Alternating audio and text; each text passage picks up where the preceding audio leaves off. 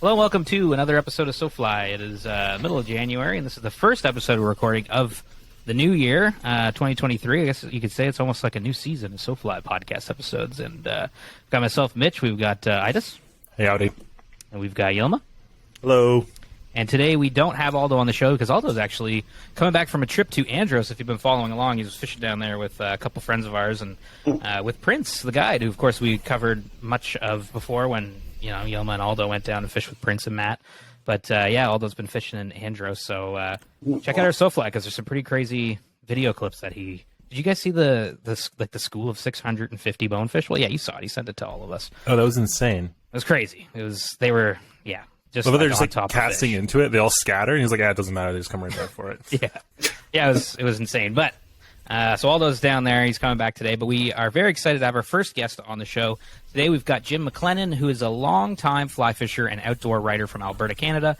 He's written and published 5 books about fly fishing, including Trout Tracks, his most recent book, which we'll be discussing today.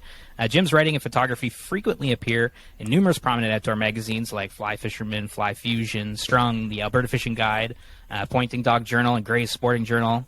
Jim was also one of the first fly fishing guides on Alberta's legendary Boa River, which we definitely want to talk about. Definitely. Today, he and his wife, Linda, operate McLennan Fly Fishing, a business dedicated to instruction.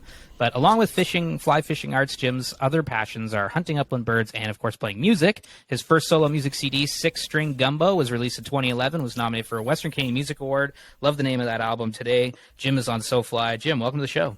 Thanks for having me. The pleasure's all ours. ours. Yeah, no, we're super excited to chat, man. We're getting to another year of podcast episodes, and we've got so much stuff we could talk about today because you've got such a interesting kind of like life. You do so many different things besides fly fishing. Yeah. I sort of try and identify the things that are least likely to produce a real income, and I go straight for those. I love it. Good way to stay happy. We tend to do the same things. So it's cool. It is a good way to stay happy. Yeah, maybe making a podcast is similar. I don't know. Oh, it totally is. Yeah, 100%. We have to have jobs. Jim, where are you calling in from today? I am at home in Turner Valley, Alberta. Actually, it's technically Turner Valley and the nearby town of Black Diamond just amalgamated on the 1st of January, and so it's now, to be accurate, is Diamond Valley, Alberta. This cool. Is about 45 minutes southwest of Calgary, I guess, straight west of Okotoks, if anybody knows where Okotoks is. Mm-hmm. Okay. Yeah. So is there any fishing going on this time of year, or is it just kind of like too cold to get out there?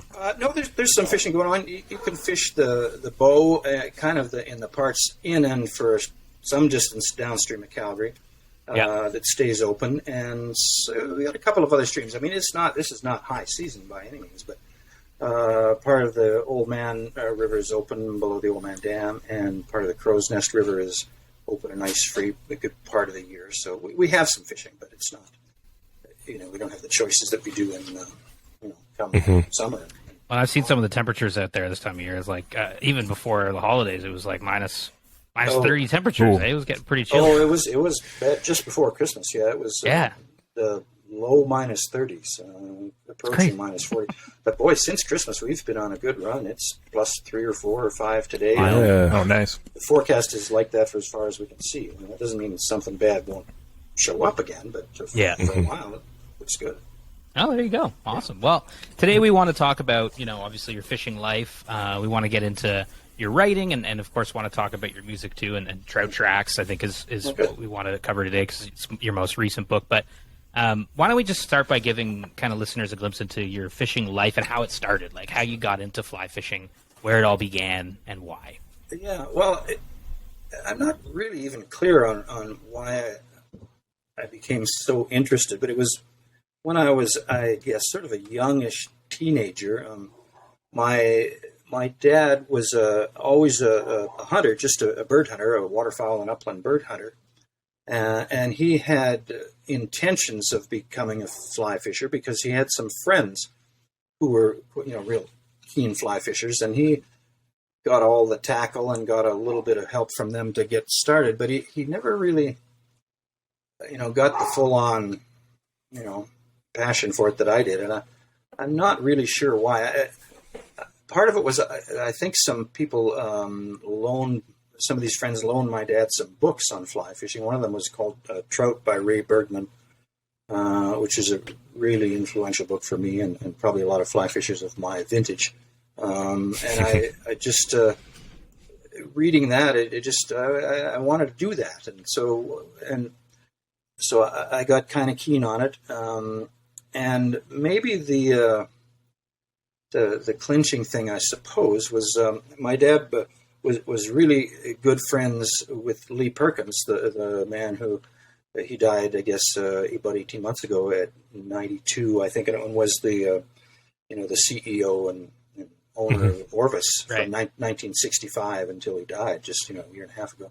And anyway, my dad was pals with Lee before Lee acquired Orvis, and Lee was actually working for a company that sold automotive equipment, and a company that actually manufactured automotive equipment. My dad had a store in Edmonton that was a wholesale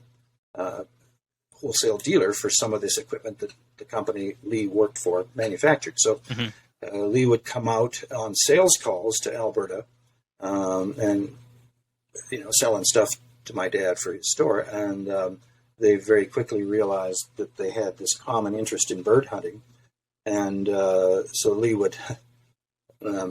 Once he realized this, he would make sure that his sales trips to Alberta were always in October, so that and my dad would call in his staff on a Sunday when the store was closed to get the sales pitch and see the new products or whatever from Lee. Of course, that didn't go over great with the staff because Sunday was usually their day off.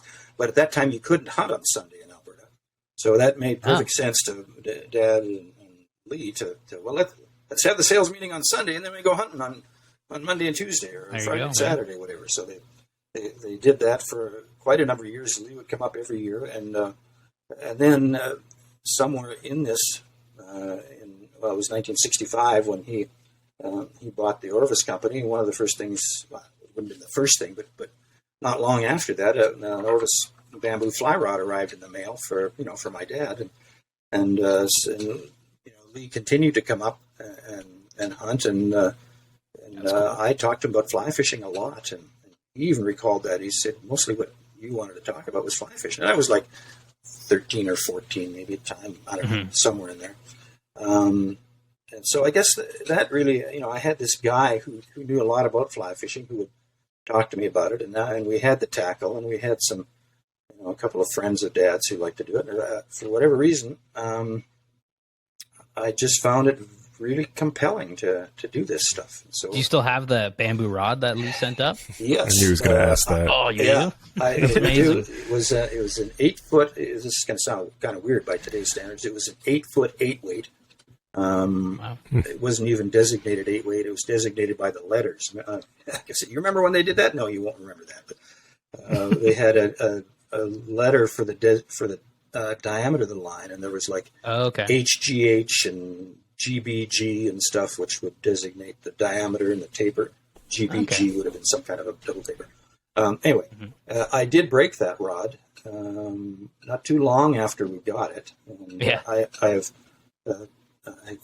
he actually replaced it, but I sent him a letter and said, I don't remember what I said, but I apologize for breaking the rod, and what should I do? And he just sent another rod. So, that's awesome. That seems like a nice fellow. He was quite the guy. He was a very nice fellow, yes. Yeah.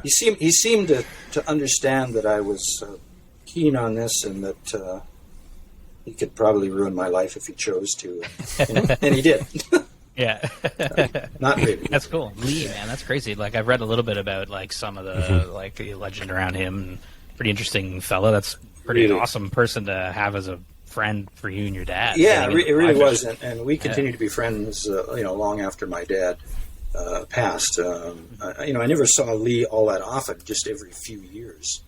But I hunted birds with him a few times, and I went to his place in Florida and hunted quail a couple times, and fished with him some. And he used to come up. He after he got Orvis, and actually quite a while after that. In it was 1982. 3 of us in Calgary decided that we should open the first fly fishing store in Calgary. There weren't any prior to that. Okay. And so we did that, and with my, personal knowledge and connection to Orvis, so the obvious thing was, well, let's see if we can carry Orvis stuff. So we did, and around that time, actually a little before we opened the store, he began coming up to fish every year and so he was familiar with the fishing we had, and so that kind of, I guess I've led now to that part of my life. I actually go ahead. I kind of wandered off so here. like you started fly fishing because your dad kind of got some gear and you thought this is cool. Read the book by what was the author's name again? Trout by Ray Bergman. Ray Bergman's Trout. That's right. Yeah. And then obviously Lee played a big role in growing the passion, getting some bamboo rods, and then you opened a store. That's amazing. Yeah, actually, before I opened the store, I started guiding on the boat when I was in university. So this would have been about 1975, maybe, or something like that. That was close. Okay. Oh, is that a guess, or did you read that somewhere? Maybe it's right. I think I read that. Oh, okay. Awesome. Good. Nice You said you were one of the first guys on the boat, or like the first guy on the boat. Well, I'm pretty sure I was the first guy who sort of was doing that as the main thing in the summertime, at least. I'm sure I wasn't the first guy. I mean, you would define it by, I guess, taking money to take somebody fishing on the boat. Yeah. And I'm sure I wasn't the first person to do that, but right. But back then it was kind of like a bubbling. But to say, okay, this is now a guiding operation. We did it through a store, the fishing, which started in Edmonton, then moved to Calgary. So it was in the summers. It was my summer job. And then a few years later, we opened the store, and I was in that for, I guess, 18 years. Wow. And then, just to do the fast forward thing, then in 2000, I left the store and became a sales rep for Orvis. So I there you go. A little under 5 years in the West as a sales rep for Orvis. Nice. And then in 2004, I guess, so when I stopped doing that, Linda and I made the decision to see if we could actually teach fly fishing as, kind of an occupation, along with some of my writing and some of the other stuff I did. And that's really what we've been doing ever since. So when did you get into writing then? Was it like 2004-ish? No, it was before that. I think I sold my first piece, and I think it was 1978. Oh, wow. Yeah, and that was, I guess, maybe because I had been, really influenced by this Ray Bergman's writing and other people, Joe Brooks and a bunch of the early guys who were writing about fly fishing in the magazines. I was interested in that, I guess, and I remember thinking for a long time before I ever tried to write a piece. I remember thinking, maybe in sort of a simplistic way, that I think I could do that. I think I could write something about fishing, and finally I did, and I sold it. And so I thought, oh, wow, that was pretty easy. Yeah, so I just kind of kept on doing it, and I like doing it. I like it. It's at least it can be and should be, I think, a creative kind of a thing. And yeah, absolutely. Yeah. So that's awesome. kept on doing that. So it was like a conscious decision to kind of get into the, I guess, like the media side of fly fishing. Yeah, although back then I don't even know if we hardly had a word for media. Right. It would have meant TV and radio. Yeah. That's what media was, maybe newspapers or something. No, it was just like most people who when they start writing, it's a pretty big kick to see your story in a magazine, Yeah, for sure. Totally, yeah. It definitely was, and it still is. So I just started doing that, and you could make a little bit of money by doing it. So. Do you remember what publication you first sold a piece to? Yeah, it was a magazine published in Regina called Western Sportsman. Nice. And it was a story about fishing trichos. Cool. Sweet. Oh. Yeah. So the little guys. The little guys, yeah. So after getting published, did you get the bug for writing more?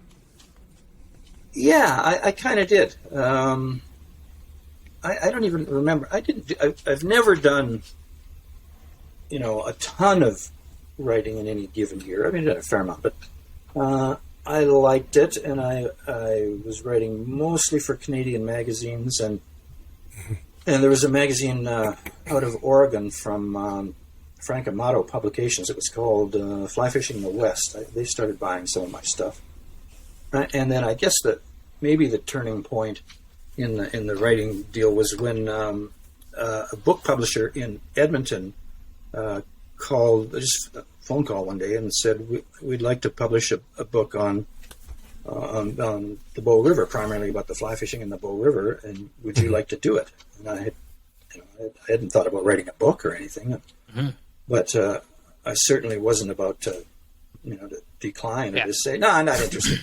Of course. So that was where the book thing started, and so I, did a bunch of research as best I could and wrote that. And that was 19. When did that come out? You probably know. I have a lot of dates open. I have to look. It was the date guy. I think it was 86, maybe. The bow, 87. Blue Ribbon 87 Blue Ribbon bow. Now, where are you getting that stuff from? I should get that. I'll get Mitch to send it to you. We have some reading to do. That'd be great. That's a heck of an undertaking, though. Like writing your first book. Like, was it did you find it super challenging, that first one, or was it sort of just all the information was in, you just let it flow out, kind of thing? Well, the fishing information, a lot of it, at least as far as what we were doing to fish the river at the time, that was all in my head. But they wanted it to be more about the fishing, and I kind of took as a really nice sort of template for the Bow River book, a book by Charles Brooks in Montana. He wrote a book called The Living River, which is about the Madison River in Montana. And, right. And that came out before. And I also guided Charlie on the bow. And so I was able to lean on him. I wrote lots of letters. That's what you did then. You wrote letters back and forth about how to go about this. And he gave me lots of good advice. And I kind of used his book as a model. So there's history stuff in the Bow River book, and the influences on the river, and it's not just about the fishing. It's mostly about the fishing, but there's lots of other stuff about the history. It's a very interesting history of people on the Bow, with the indigenous people, and then the coming of the railroad and all that kind of stuff, and the establishment of Banff National Park, and all these things kind of the Bow was right in the middle of all this stuff. So that stuff's all in there too. So. And since there, the bow's changed quite a bit as well. Like since the release of that book. Yeah. Yep. And it continues to change, and it will keep changing.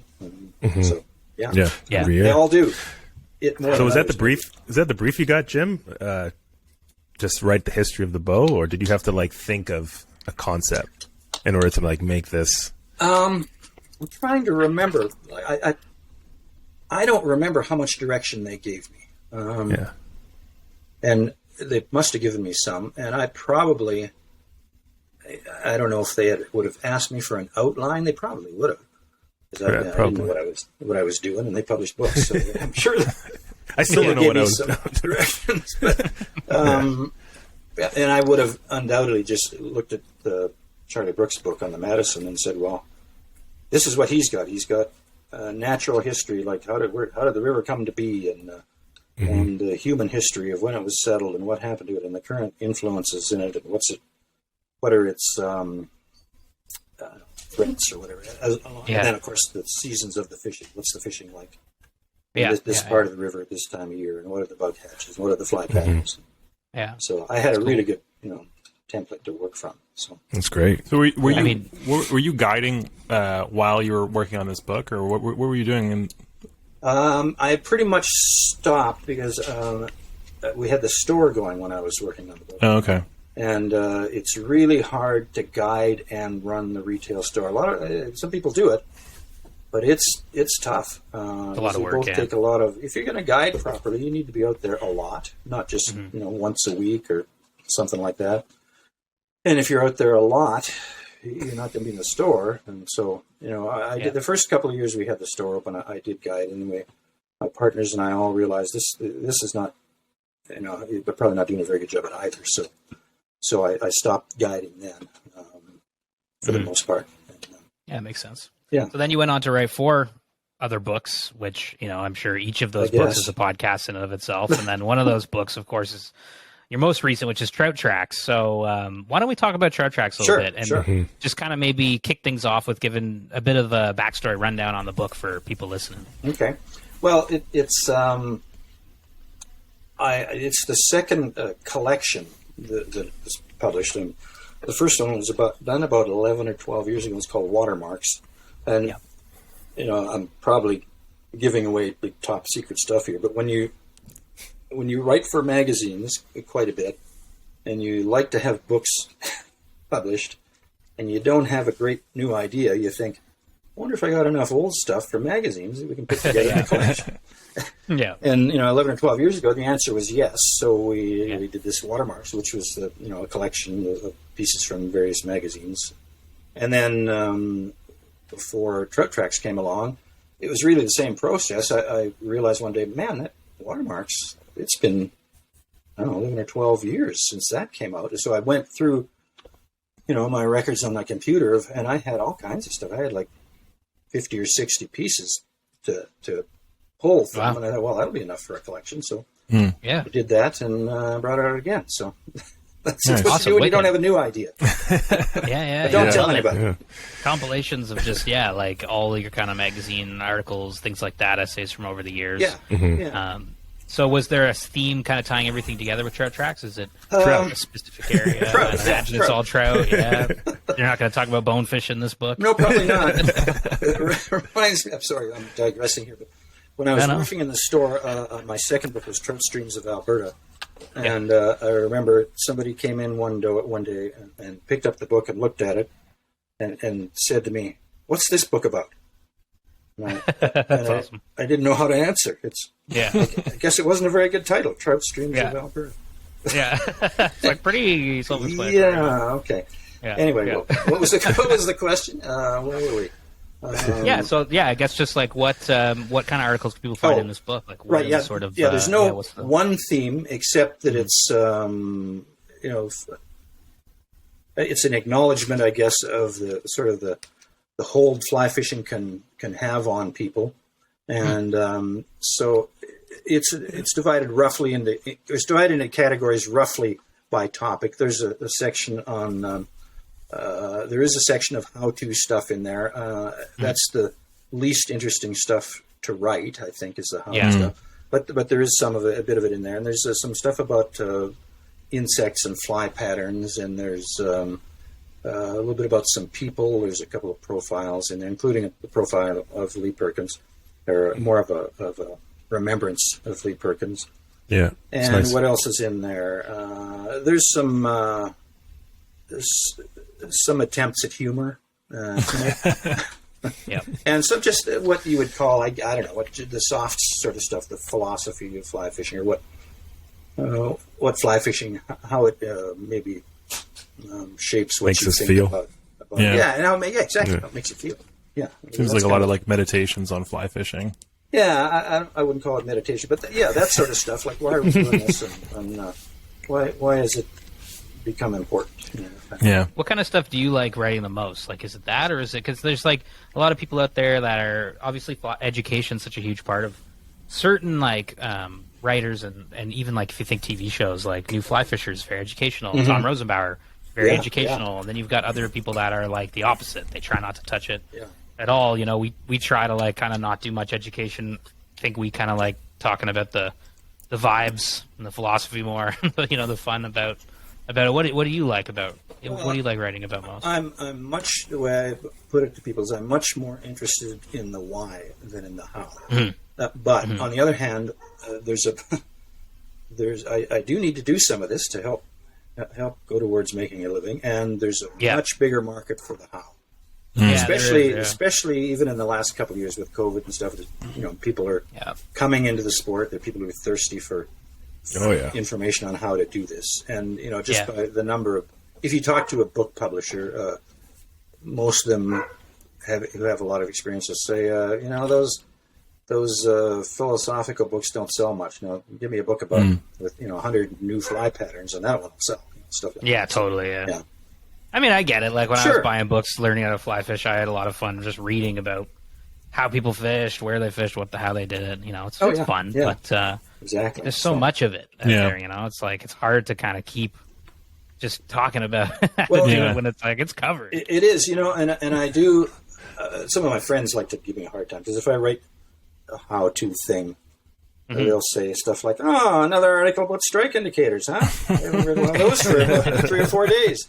Yeah, and I try not to write articles about strike indicators, but I know what they're saying. They're saying this has all been done before. Yeah, and my answer is, when I do a little bit of teaching of writing, and one of the things that I talk about is originality, and you have to have originality somewhere, but there are, I think there are three places it can come from. One is, if you have something original to say, if this is a new thing, like a new, I don't know, a new strike indicator, a new, heaven forbid, another new nymphing method. If it is original, then great, you're covered. The other is the originality can be in the way you say it. If you present it in a way that's either more understandable or different, or I don't know, there's something different, new and different about the way you explain something. That's originality. And the other thing, and this is especially for my friends who tease me, is the originality can sometimes be in the audience and in the reader, because if the people who have been fly fishing 2 years, they don't know that there's been 72 articles on strike indicators and nymphing over the last 15 years. So they haven't seen it. So the originality can be in the people who are reading. At least that's my rationalization for doing something. It makes sense. If like any of us or who've read fishing magazines for years and years, we've seen the same articles over and over again told by different people, and I get it when you're new to it. It's the first time you're seeing it. I mean, you touch on a really interesting topic here. It's like you're saying during COVID, it's like a lot of people are getting into it through like YouTube videos or articles. So, I mean, I'd love to hear your opinion kind of about the kind of relationship you can have with fly fishing, with getting into it through like being mentored into it versus just Googling things, and like how that affects the, say, like romance people see in fly fishing, or versus just having this like very pragmatic approach of just catching fish. Yeah, I think it probably there's a difference, I think.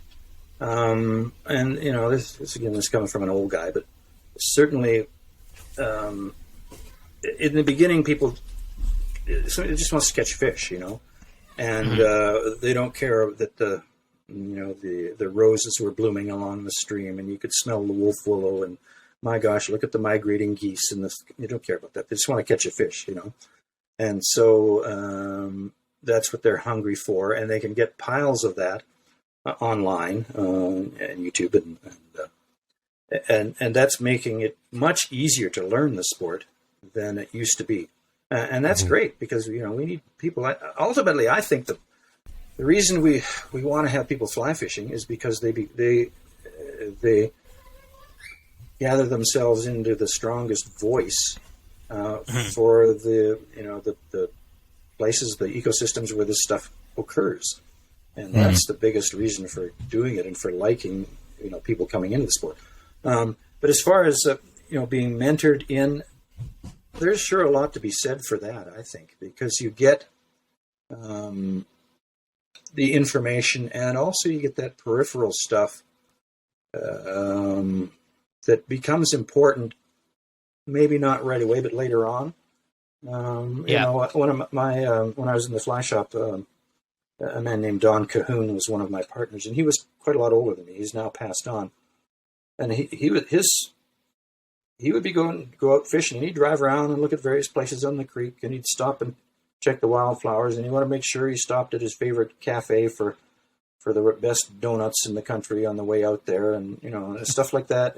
You start to. I think that if you have someone that you're kind of leaning on, or somebody who's leading you through this, you get the stuff that you don't get in the pure instructional stuff, either written or video form. So I think some combination of both is probably really good, and I bet a lot more people do that. I don't think many people decide to take up fly fishing, watch a bunch of videos, learn how to do it, and then always do it by themselves. Never ever fish with somebody else. Yeah, I think it definitely seems.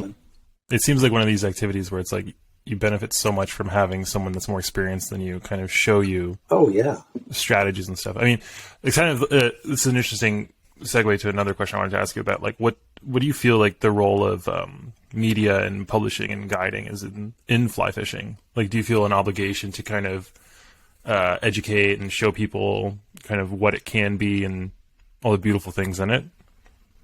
Yeah, I think so. But for speaking only for myself, I guess I would say that I'm trying to de-emphasize the how and emphasize the why. and the stuff other than just the fish. Yeah. I think because it's after you've been at it a while, and you guys know this, it's not just the fish, is it? Yeah. No. It's who you're doing it with, and it's where you're going, and for me, a lot of it is it's the memories that are made. And I sometimes think that's why I do this, because I love, like a night like tonight, January in Alberta, where I'm not fishing, but I can think about it. And I can have, remember all the good stuff that happened last year or 20 years ago. And there's great value in that. And you guys will appreciate this in another few decades, maybe, but you probably already are. Yeah, I'm already there, man. Good. I'll tell you, nothing gets me excited like a 24-inch brown trout on a dry fly, but that's awesome. But I have just as much fun thinking about that moment and get ready for that moment. You know what I mean? It's preparing for it, watching YouTube videos, other people fishing. I don't know, it's just the whole thing is just it's weird. It's the whole thing's fun, not just the catch of the fish. Yeah, exactly. It's exactly right there.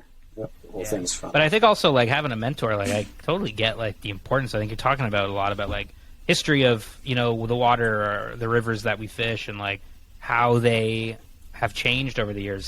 The waters you fished and grew up fishing, have you seen detrimental changes to those rivers and people's realization of the fact of that? Yeah. There's rivers are always under some sort of threat. I mean, I don't want to be just alarmist, but there's always something, on the horizon that could be bad. It seems like very few, I guess wild places in general, but very few of them are just sort of always safe from, development or pollution or logging. And, we've got a lot of concerns in Alberta about a provincial government that seems to be really intent on trying to increase open pit coal mining in the Rocky Mountains, which is the headwaters of virtually all our trout streams. And there's always stuff, and there are changes. Yeah, there's been detrimental changes. We lost portions of Three Rivers back in the 90s to the Old Man River Dam, the Old Man below where the Castle and Crow's Rivers joined it. So we lost a bunch of flat out lost trout stream. It was replaced by, knocked something over. No, that's all good. An irrigation reservoir, so that's not good. And there's lots of things happening with logging in the headwaters. And whether we're winning or whether we're even keeping up, I don't know that we are really, but we've got to keep doing the best we can to limit some of those things, and not just for our own sake, not just because we like to catch the fish, but because water and free-flowing water is becoming rarer, and with climate change and all that sort of stuff, it's becoming rarer in a natural sort of a way too, and it just has great value on its own, aside from what it does. Now, recreation is a big part of why it can be valued, and it's one of the ways you can put a financial value on on something in the outdoors, and that's sort of a kind of a disgusting sort of way to have to think about things like trout streams, monetary value. But that's what carries the most weight, Yeah. And it settles every kind of argument. Unfortunately, it does. There's money. Yeah. Aesthetics don't win many arguments, not in the long run. So, even though we all know, what's right. Yeah, exactly. Some people convince themselves of the opposite. Yeah. It's come on. So we've got to keep on, if trout streams are an example, we've got to continue to make the powers that be aware of their economic value. That's not our main concern. Our main concern is that I want to be there so my grandkids can learn to fly fish in Alberta's trout streams. It was a nice river back in the day. Yeah, and I'd like it to still be. I'd like to be a nice river after I'm gone. I like asking people that have fished places for a long time, like yourself, how they have seen the water change. Yeah. And I think it's important that we talk about that stuff, because I think every river, creek, lake, whatever. It's changing all the time, like over the decades. But do you see also, like with the growing community, like positive changes too? Like, you know, more people caring for the river, things like that? Yeah. That's cool. That's good. Yeah, that's the I was going to say the unintentional byproduct, but maybe the intentional byproduct of the YouTube videos. Of the YouTube videos and the popularity, because a certain number of those people are gonna learn a lot about it, and you know they'll find out what do I hear about this, for instance, this coal mine stuff, and so somebody who knows says, well, coal mines are terrible for water in general, and all kinds of things, those kind of coal mines, and you can direct them to read up on it and come up with their own opinion, but you find things like that have to we got to stick up for these places. They don't talk for themselves, so I guess that's where it's a really important role. I guess that's where social media comes in as something that's useful, despite how positive. We might have feelings about it in fly fishing. It's like it definitely has a use there where people have a platform to speak about these things. Oh, and you can spread the word so fast to so many people. Oh, absolutely. Yeah. I mean, it's got to be pretty fascinating having gotten into fly fishing and been involved for so long, seeing the change in advocacy for these places from when before social media existed. Now it's you have these people that might not be super experienced in fly fishing or whatever, but are interested in conservation and speaking up for these sorts of issues. Oh yeah, exactly. That's one of the best things about the increasing popularity of it, and I'm really liking. There's two things I'm really liking as far as in the absolute current status, I guess, of fly fishing. One is in the number of young people who have taken it up. 20 years ago, we were concerned there weren't any young people taking up fly fishing. It was not cool. Now it's become cool, I guess. Not guess. It is cool. Okay, it's definitely cool. And so there's young people taking it. So we have people to accept the torch as far as the conservation side of things. Young, knowledgeable people who are up on the technology and who are educated about the issues and can do a way better job of protecting these places than we have. And the other thing that I really like seeing is the increase in women in fly fishing. It's funny because when I was working for Orvis and even before that, they kept saying, well, the market that isn't being, it's gonna boom is women, and for a long time they thought that, but it didn't really happen. But it's happening. That's a great thing. Like a cultural thing, right? I guess, yeah, it's great that it's happening now because it was such a man-dominated thing. For absolutely zero reason.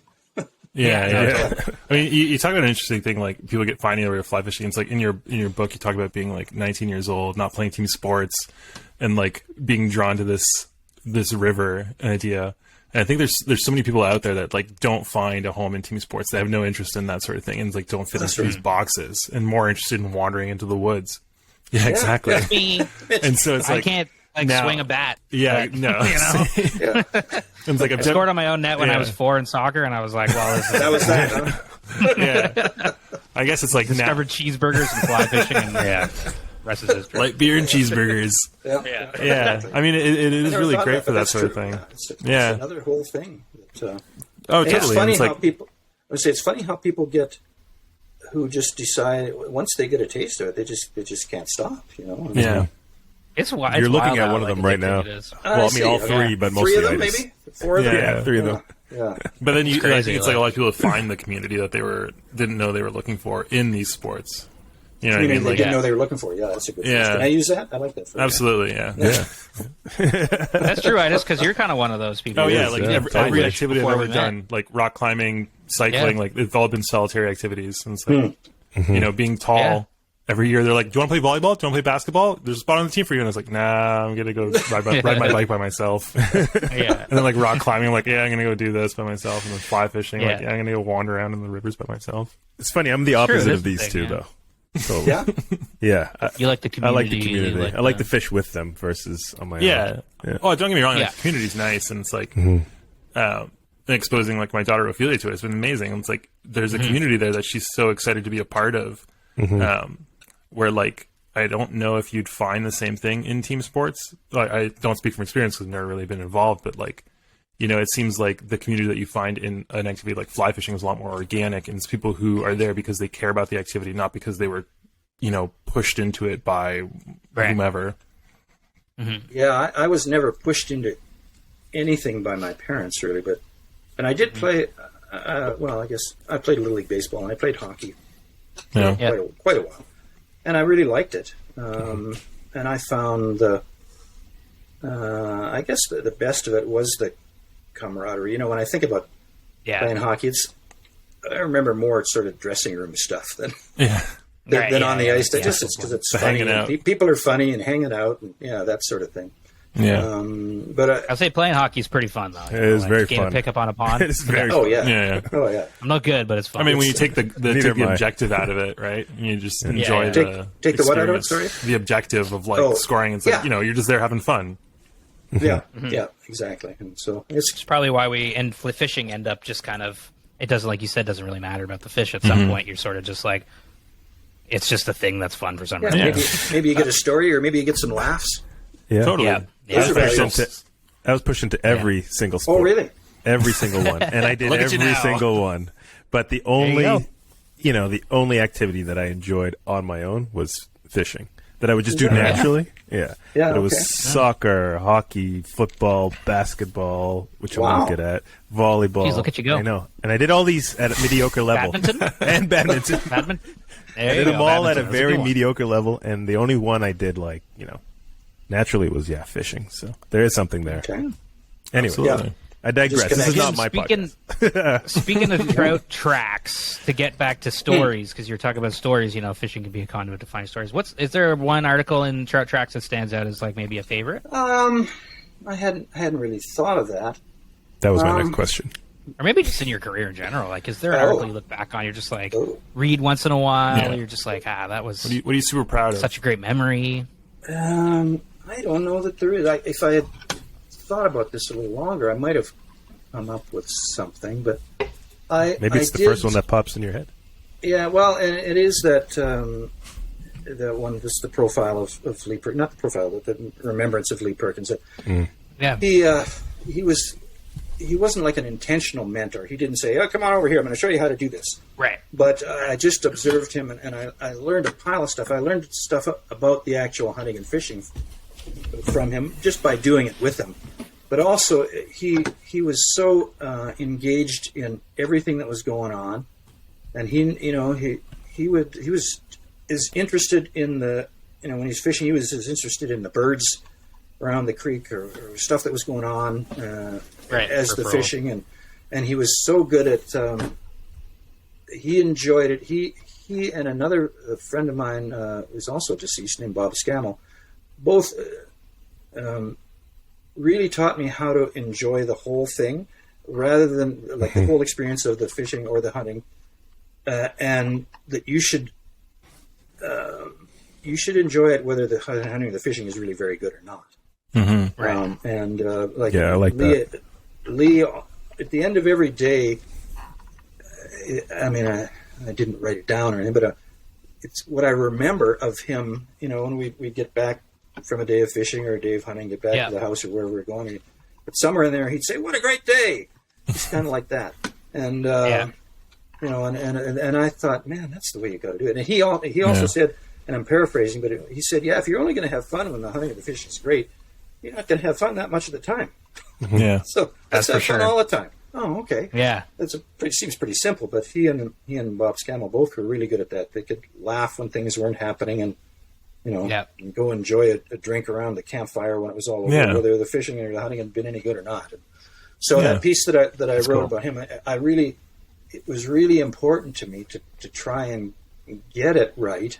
I was reluctant to do it. I checked with Lee's son to see if it was okay if I did it, and he was okay with me doing it.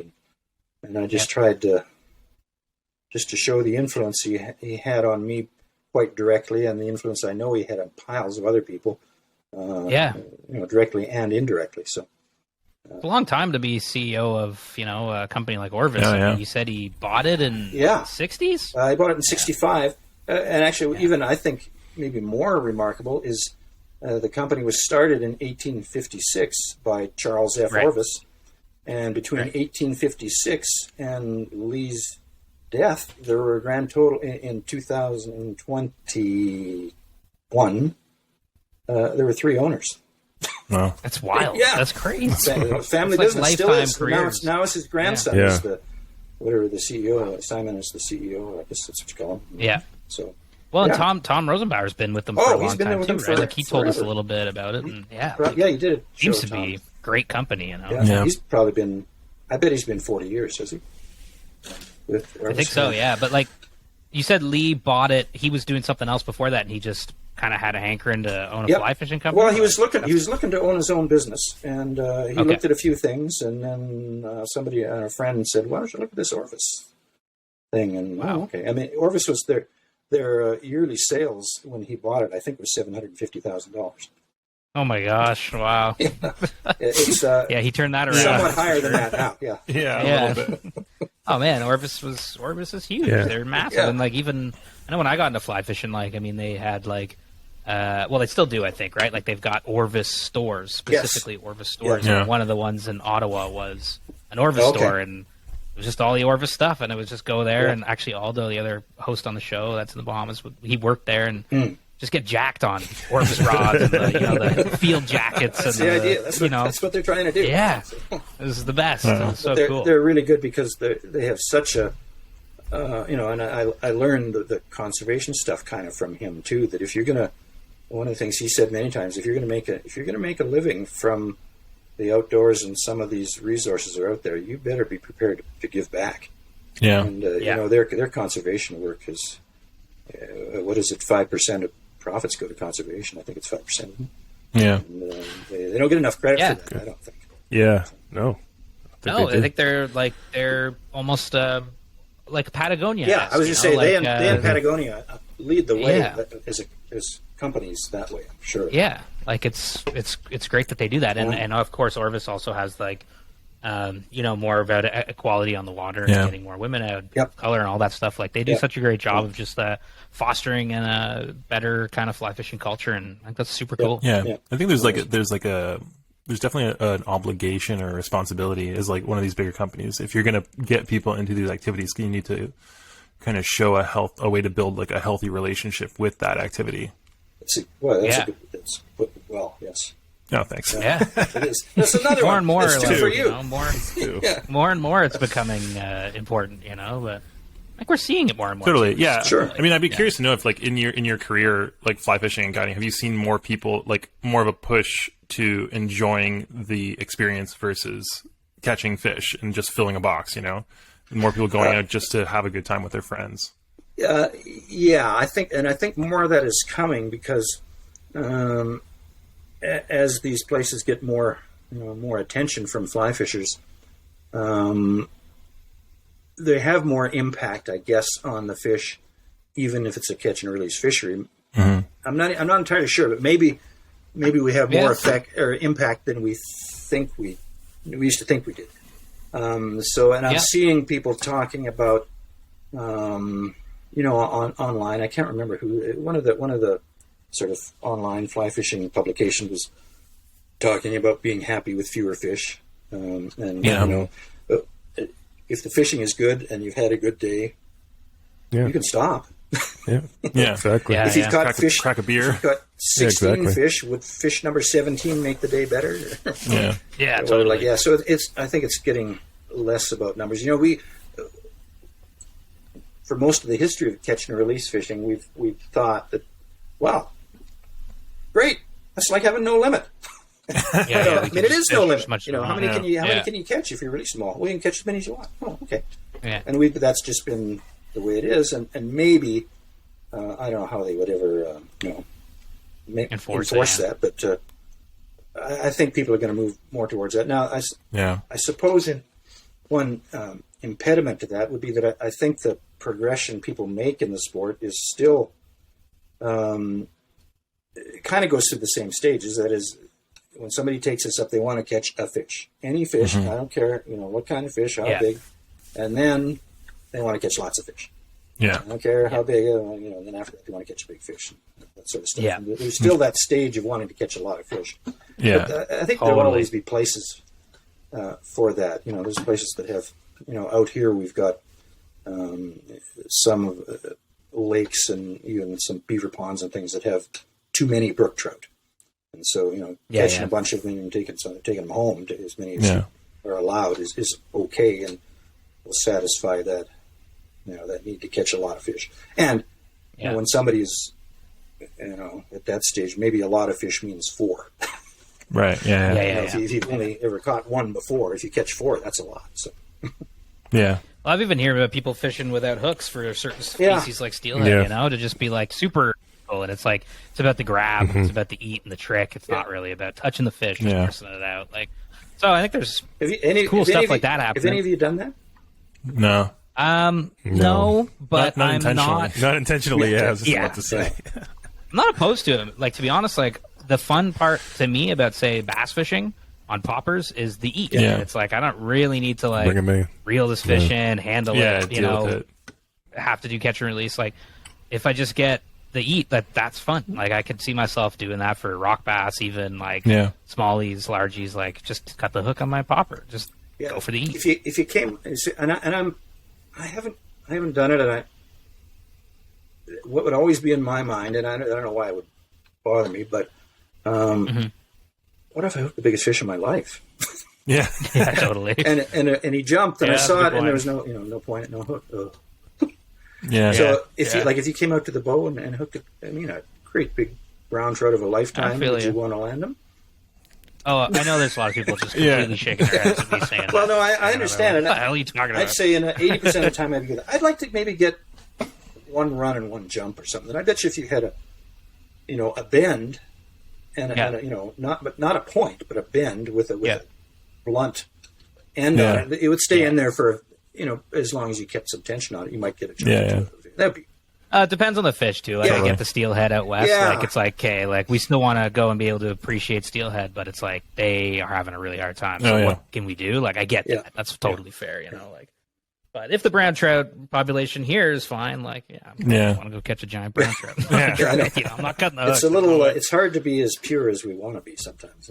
Yeah. Yeah, totally. Yeah, it's funny. We see, you talk about all these things and stuff, and then you go in the river, and you're like, I want to catch a fish.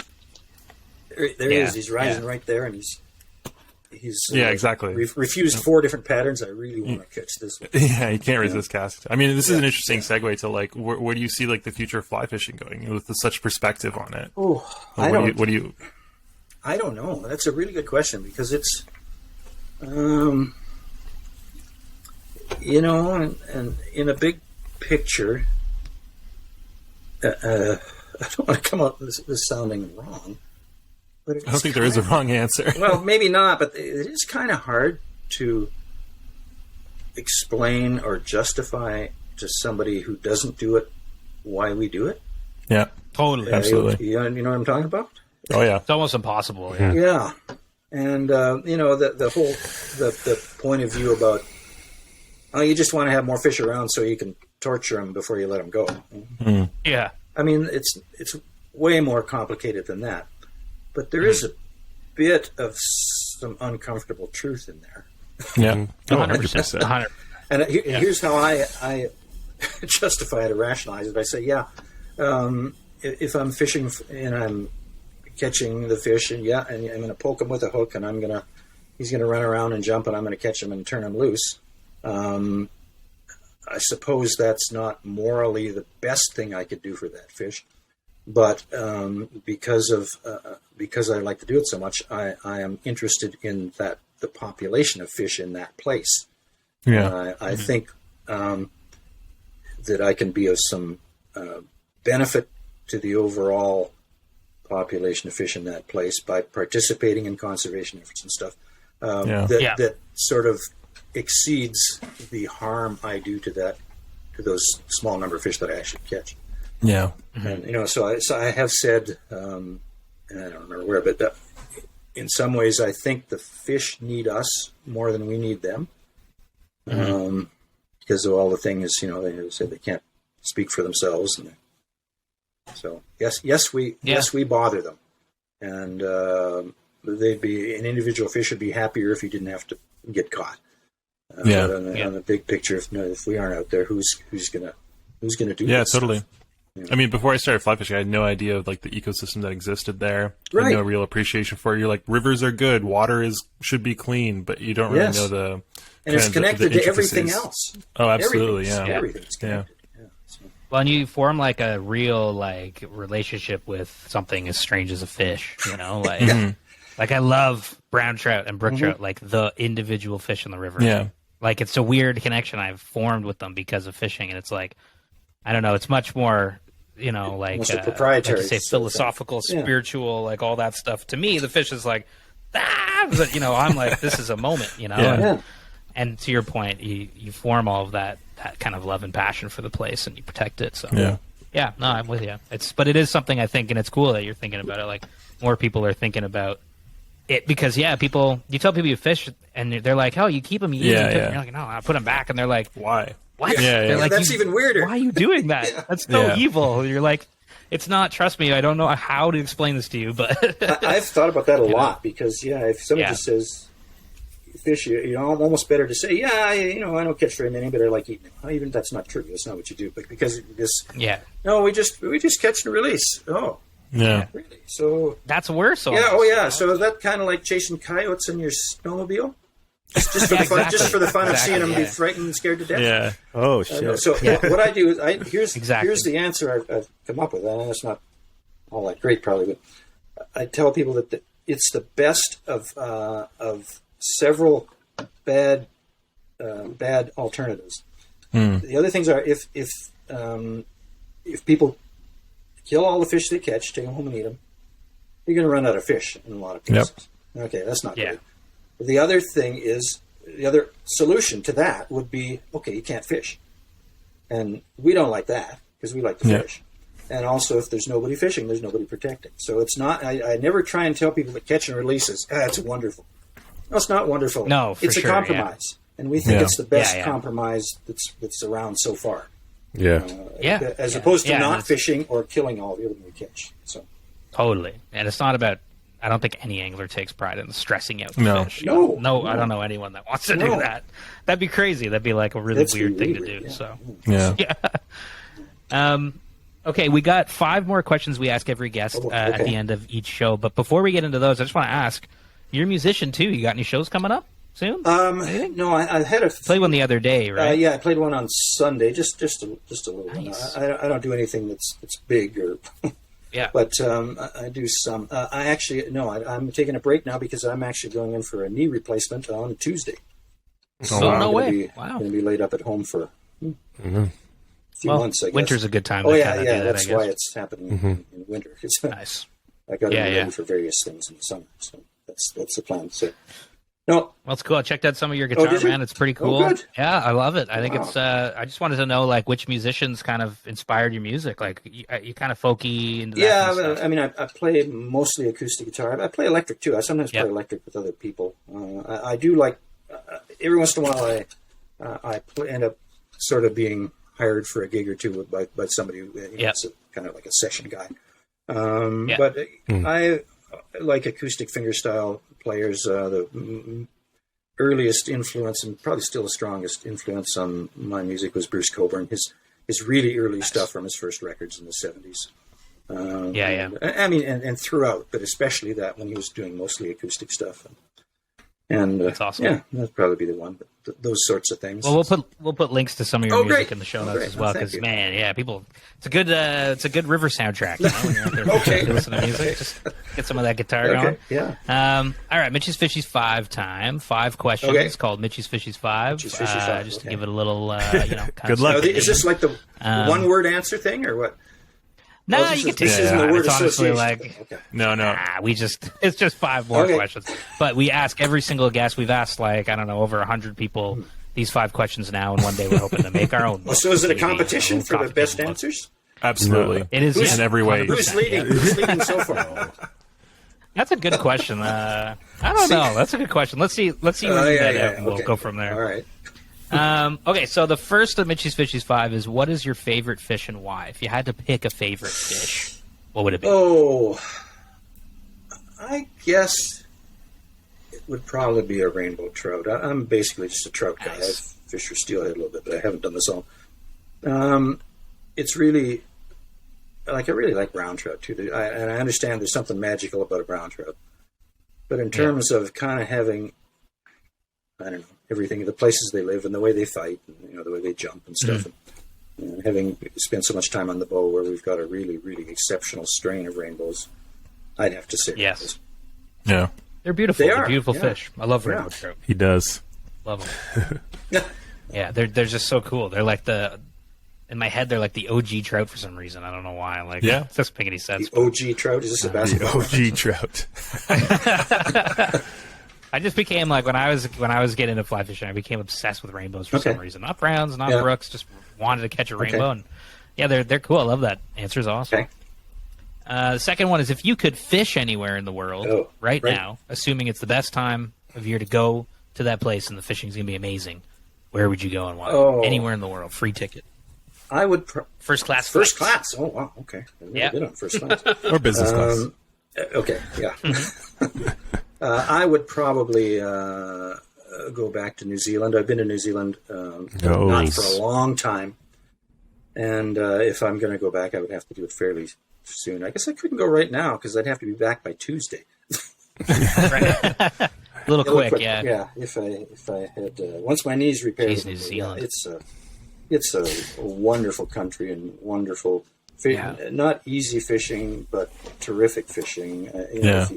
All the stuff we talked about is all there, including, but it's sort of punctuated by much bigger fish than we catch most of the rest of the world. So clear water. Eh? Have you guys been? Big trout, right? No, we haven't been. No, we've talked about it on the show a couple times, and I've heard about the big bows and stuff like that. I mean, big fish there.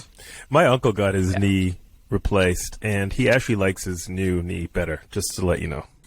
Hey, there you go. I'm going to like it better than the way it is now. I hope. I had the other one done. That's the idea. I had the other one done 4 years ago, and it's the repaired one is great. Yeah. If this one turns out like that one, it will be great. I'm planning on liking it better. 100%. Knee upgrades. Take that new knee to New Zealand, and I'm stoked to see those pictures. Okay, number 3, Mitch 55 is what is your best or favorite, or one of your best or favorite fishing memories of all time? Oh boy! You had to pick one. Boy. No, Mitch. This question always gets me. Yeah, it's a stumper. It is. How about this? I haven't had it yet. Ooh. Hey, there you go. That's cool. That's a first. I like that. I like that. Yeah, I dig it. Only because I'm thinking I've got these 2 little grandsons who are 6 and 8, and they haven't got there yet for the fly fishing thing. But that might be close. Some of the, our daughter, we just had one child, and that's our daughter, and she grew up in a fly fishing world and loves to fly fish and is really good at it, and so that would want to be one of the highlight things. Now, just in a general sense, getting her doing. How about this? I remember the first time that she went and caught a fish. I was with her. We were on the Elk River in BC, and we floated the river. And she'd caught lots of fish by then, but she was probably like 13 or 14, maybe, I don't know, somewhere in there. But I was always standing by her side, saying, "Okay, cast over there. Okay, recast again now. Okay, let's change fly. Here, take a step." And I remember we stopped the boat at one place and looked up the river, and there was a fish rising, and I just said, "Okay, go get him." And she said, "Aren't you going to come with me?" And I said, "No." That's awesome. So she went up there and caught the fish. And, that's that independence thing is a pretty kind of a big deal. Yeah. So maybe that's that would great. That's awesome. Yeah. That's a great memory. Yeah, it is. And I love it is. looking forward to fly fishing with the grandkids. This is pretty awesome too. That'll be cool. Okay, number 4 is, we've talked about this a bunch, but I guess we've more so talked about the justification of why we do it. But why do you fly fish? Like, what keeps you going back out to the water in the river? Well, it's funny because I just answered that question in a piece. I just wrote a piece for Fly Fusion magazine. It's kind of looking back on. Well, it was a 2-part thing. One was I started fly fishing in Jasper Park when I was a teenager with my parents. I haven't been back there in 50 years to fish. And so I went back. Linda and I went back last year and fished some of the places. And it made me think about a piece I read. It was actually a speech to the American Museum of Fly Fishing given by Ernest Schwiebert, who was a big deal in my era. And he said, after 60 or so years of fly fishing, I now know why I do it. I do it because of beauty. And I thought, yeah, I think that's probably it. Beauty, and for me, the memories. That's probably why I do it. It's a good answer. Yeah. Yeah. It's awesome. Good. Number 5, Mitch's Fishies 5, one of our favorites. Really excited to hear what you're going to say. Is what fly pattern represents you best? Oh, you guys have got this on You your... were a fly pattern. Oh, I didn't even see. I saw that you What guys would you have be? got those things. Yeah. Yeah, we've got them on the site. Yeah. Well, let's see. Yeah, what would you be if you were a fly? You got to be careful with this, don't you? Yeah. So what am I? See, I'm trying to decide. Do I don't look for something that's really effective, something with something with a stupid name, or something that's really ugly? No. Yeah, people go all different directions with these. You know, we've heard a lot of different answers. Gee. Well, can you remember some other people's answers? Oh man, we've heard woolly bugger 1,000 Yeah, I'm not times. gonna. I'm not going there. I'm not going there. No. I feel like the answers are I highly mean- predicated by people's knowledge of flies. Yeah, we've heard a lot of cool things, like, you know, people talk about patterns we have to Google, and I mean, I said Adams. Yeah, that's right. Yeah, because I'm small and hairy and you know, kind of old feeling. Like, I'm not going there. Clouser. Yeah. Yeah. Well, I'm not gonna. Ilma's a clouser. I'm not gonna go What did egg you sucking say? leech. No. If that's it. Egg sucking No, leech, no. yeah. I think I said slump buster. Slump buster, right? That'd be pretty good. Which is He always picks the most crazy one. I don't even. This is hard. Yeah. tricky one. Yeah, slump buster. I kind of have an idea. Okay. maybe. Okay. Just based on our conversation right now, like I'm feeling like maybe a Lady Caroline or something like Oh, that. yeah, that's Like a nice. spay That sounds kinda. nice. Yeah. Yeah, let's like do a that. nice looking fly, Beautiful classy, fly. you know. Yeah. But I don't know. That seems I can't It's pick the for it. gender I might don't be a know. problem, but That's true. Name doesn't make sense for sure. no, we'll go with that. I don't even know what I know. I know it's Yeah. a pattern. I don't know what it looks like, but it's a pretty name. There's so many flies that have got stupid names these days. Yeah. You know, There are so many intentionally flies with stupid names. Well, maybe. What do you think? Would you be like a dry fly, or would you be a streamer? Well, Would you be a I'd nymph? want to be a dry fly. I think. Yeah. Yeah, dry Yeah. fly. I dig that. I think I could see that. Yeah, too. for sure. Yeah. Like, what kind of dry fly are we talking here? Like a searching pattern. Sure. Like, Probably no, I think maybe pale morning dun. What about just that? nice. What's just that? there you Yeah. go. It's a Pale generic, Perfect, yeah. generic Great. group of flies, I suppose. Yeah. Yeah. Yeah, no, but that Okay. works. That totally works. Yeah, Nice. I like that. All right. Pale Yeah. morning done. There you go. That's it. You Great can't take it fly. back now. Like it's permanent in the records. Okay. I love it. Well, good. Jim, man, it's been really good chatting. Like, thank you so much for coming Oh, great. on the show and just Can I just mention one thing here? Spitballing. There's if that's all right. please. This is the time to Okay. call out all kinds of stuff. Yeah, One where of the things people that, find you, all that about stuff.